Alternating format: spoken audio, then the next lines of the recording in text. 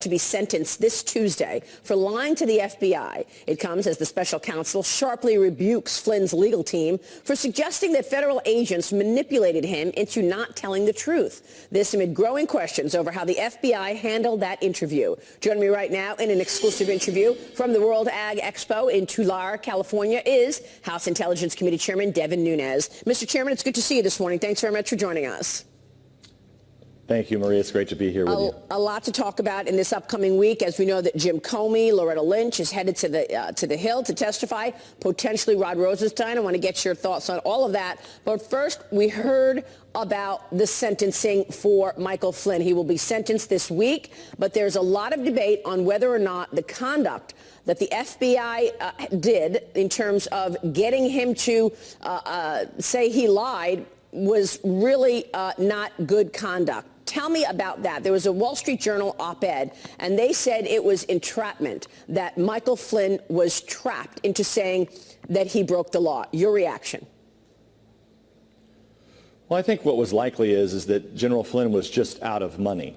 If you look at some of the documentation that's come out in the last week, I think most notable is the one line that says that General Flynn actually knew that the agents must have had the transcripts. So look, General Flynn is the former head of the DIA. He, 30 years in military service. He has to know when the agents start to talk about his conversations with the Russian ambassador that they have the transcripts. Not to mention that, remember, that some of that had already leaked out. So General Flynn knows that they have the transcripts. So why is General Flynn going to lie about something that he knows they have exactly what he said? And it never made any sense from the beginning. I think what the more likely scenario is that General Flynn was out of money. How do we know that? Not because he's told me, but because he had to sell his house to pay his legal bills.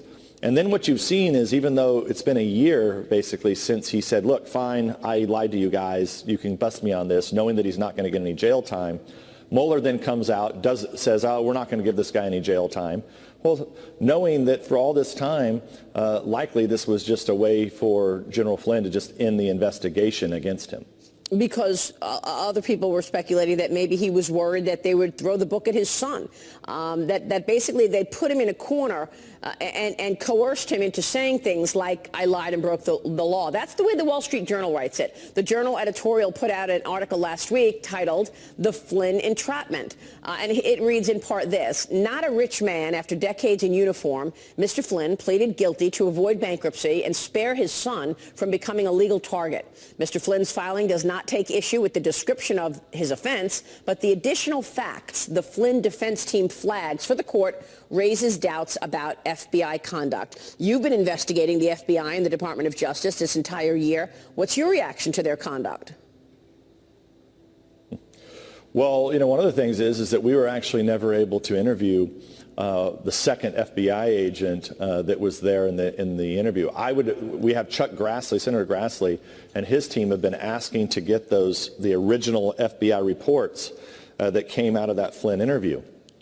So there's so much that's out there that we need to know still, that I am really hopeful that the judge didn't just receive this interview with Peter Strzok that you saw that he got on Friday afternoon. I really do hope that he actually got all the memorandums, all the memos, everything that was written after that, because it was clear from all of our investigation that we have done that the FBI agents who had interviewed Flynn did not think that General Flynn was lying, and then it doesn't pass a simple straight face test that General Flynn would lie when he knows that they have the transcripts of his conversation with the Russian ambassador. Yeah, I want to get back to that, because it appears that Robert Mueller scrubbed the phones, and we don't know what other texts are out there. But Jim Comey suggested that he took advantage of what he perceived as a disorganized administration. And he basically said the way we questioned Flynn was different than anything in the past. Watch this most recent interview. This is back on December 9th at the 92nd Street Y with James Comey. Watch. Something I probably wouldn't have done or maybe gotten away with in a more organized investigation, a more organized administration, in the George W. Bush administration, for example, or the Obama administration. In both of those administrations, there was process. And so if the FBI wanted to send agents into the White House itself, to interview a senior official, you would work through the White House counsel, and there'd be discussions and approvals, and who would be there. And I thought, it's early enough, let's just send a couple guys over. So he basically admits that this whole thing was planned, premeditated, to just send agents in and hope that he doesn't have any lawyers around him. It's frightening, Maria, that the head of the FBI, who is on a 10-year appointment, the reason that we have 10-year appointments is that so that there is some continuity of government. So the job of the bureaucracy is to support no matter who the people decide wins the election.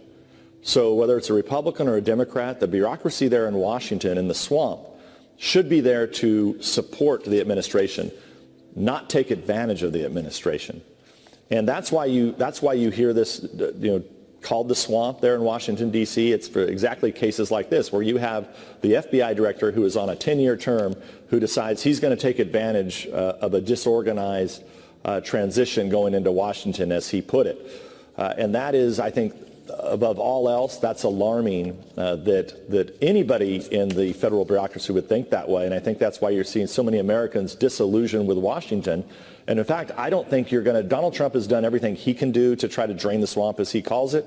I don't think any of that's going to happen until you start to get some of these agencies out of Washington, D.C. When you have 90% of the populace in Washington, D.C. and 90% of the workforce who vote extreme left and vote for Democrats, you have an unsustainable system.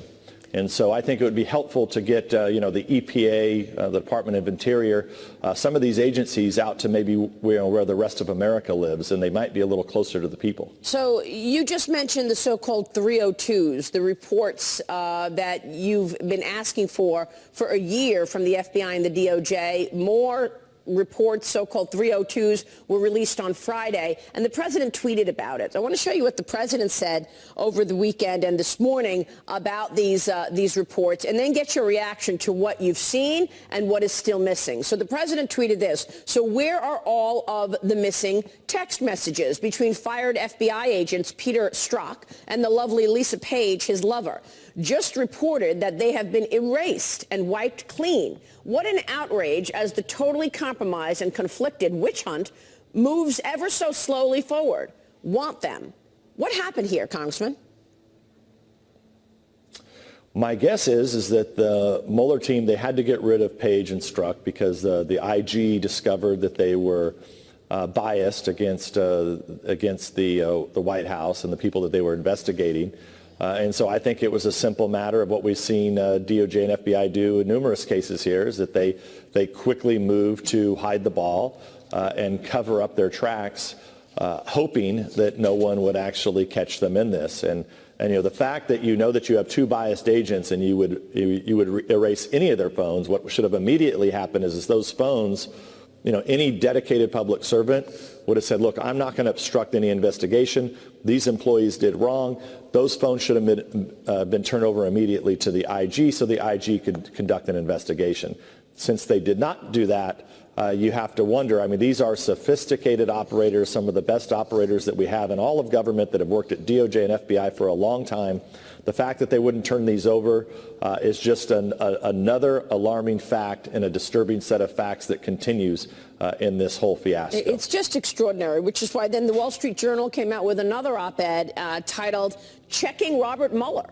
A judge brings to light the FBI's dodgy conduct in the Michael Flynn case, writes Kimberly Strassel. Now, you want to break some news this morning in terms of what you're going to be calling for in the new Congress to try to get your arms around this stream of information that the American people have yet to see. Tell us about what you're going to be calling for in 2019. Well, thank you, Maria. And as you know, I've said this here in the last month, actually a couple of months, our investigation is essentially over. We have everything that we need. What we're lacking now is we're lacking the declassification by the president. And for various reasons, the president or his staff doesn't want to do it. Therefore, I think it's important, if the president doesn't want his hands on it, we have to have somebody, some office that's going to look at all of these issues and all of these documents that need to be declassified. I think if the president was to create some type of office like this, I'm going to be working with my colleagues to work on and send some example over to the president of a transparency type of office, so that the Congress, the American people, others can put in requests of documents or issues that they want declassified. That way the president doesn't have to take this full burden on, and the Congress has somewhere where we can go to try to avoid the swamp creatures, let's say, from getting involved in ensuring that the American public is kept in the dark. We need to make sure that there's light. I always say that sunlight is the best disinfectant in Washington. The more that we can get declassified, I think the better. And I think an easy way to do it is to create an office that actually just works directly under the White House, that specializes in evaluating this documentation to get and errs on the side of the more sunlight, the better, to make sure that everything that we want declassified gets declassified. Well, we've spoken with you all year as you have been doing this investigation into the FBI's handling of this probe into the Trump campaign and potential collusion, alongside the investigation of Hillary Clinton's emails. And we know that Robert Mueller was running the FBI during the time that the Clinton Global Initiative was operating. Now you've got whistleblowers coming out on the Clinton Global Initiative and the Clinton Foundation. Most people don't realize that these are all the same players who were actually running things at the government agencies that are now investigating that same thing, like Robert Mueller. What do you know about Robert Mueller's probe and when it is ending? Well, I have no idea when it's ending. I've said this for months now, it needs to end soon because it's destroying America. You have over 40% of the American people believe that the Trump campaign colluded with Russians, even though there is not one shred of evidence that that happened. And in fact, the only evidence that we know for sure is that the Democrats and the Hillary campaign colluded directly with Russians. Okay, by hiring a foreign agent to go talk to Russians to get dirt on the other candidate. The same is true for this Clinton Foundation investigation. Let's not forget that one of the lawyers for the Clinton Foundation is serving on Mueller's team looking into the president. Let's also not forget that you had the Clinton Foundation taking hundreds of thousands of dollars from not just Russians, but other countries, and at the same time why those countries had business before the State Department when Hillary Clinton was there. So there's all kinds of circumstantial evidence. We've been looking at this under the direction of Peter King, my colleague on the Intelligence Committee.